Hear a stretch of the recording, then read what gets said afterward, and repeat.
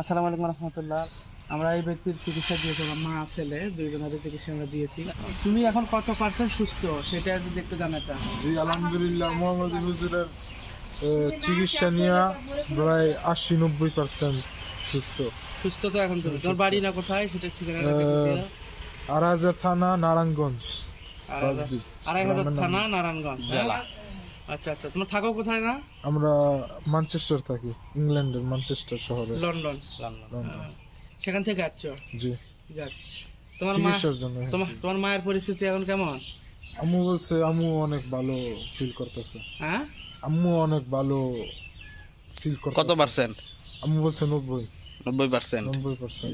আলহামদুলিল্লাহ, তোমাদের 90%, 80-90%। আর আপনাদেরকে পরিপূর্ণ সুস্থতা দান করুক, আল্লাহ দোয়া করি। আমাদের জন্য তোমরা দোয়া করবে, সে ব্যবস্থা আমরা করে দেবো।